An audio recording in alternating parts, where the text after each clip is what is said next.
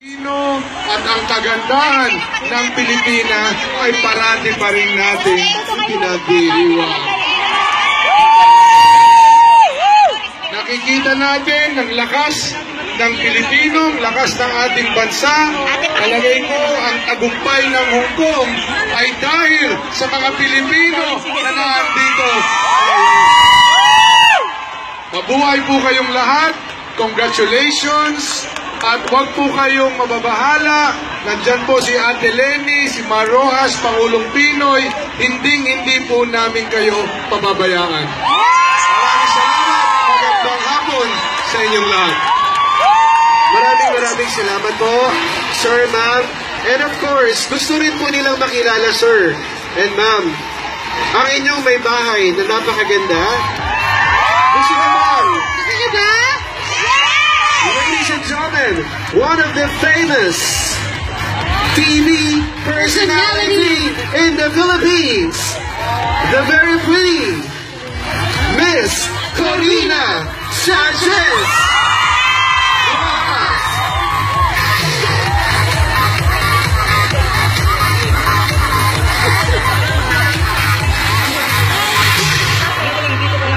Magandang hapon, Ma'am Corina.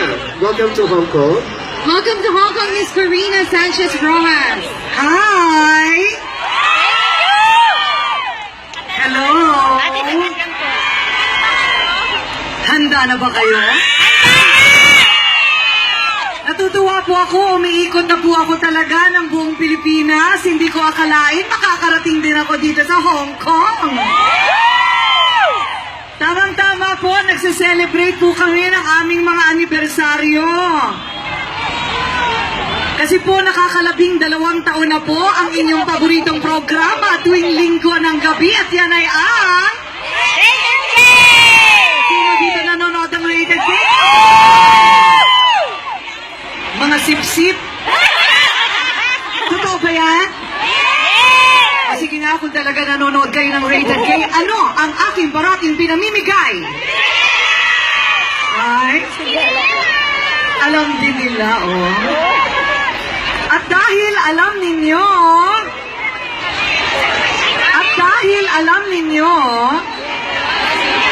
hindi ko kayo bibigyan. Dahil ang binibigyan ko lang po ng tsinelas ay ang mga bata. Hindi po ang mga isip bata. Pero natutuwa po ako dahil ang balita ko, patok na patok ang Rated K dito. Baka hindi nyo mapanood, umuwi na kayo mamaya. At ako po'y nangangarap na makapamigay ng tsinelas kahit po dito sa Hong Kong. Ang isa ko pa hong anniversary, 2 po yan, ay ang aking 6 years wedding anniversary. 6 na taon na po kaming kasal. Parang kahapon lang. Naaalala ko pa. Ako po'y tuwang-tuwa at parati ko pong ipinagpapasalamat sa Panginoon na si Mar Rojas ang aking napangasawa. Sabi ko kasi dati pinagdadasal ko, Lord, give me a lover. At huli man at magaling na ipakasal pa rin. At talagang hindi po ako nagsisisi. Ako man po ay galit sa politika. Ewan ko ba naman sa politiko pa rin akong umibig. Doon pa rin ang aking bagsak. Pero po, I am very happy and I'm very proud because I believe that I married the best brand of politician. Hindi po ba? Siyempre, natutuwa po ang aking mga magulang, sumalangit nawa ang kanilang kaluluwa. Hindi po ninyo na itatanong, ako po ay ipinanganak sa Hong Kong.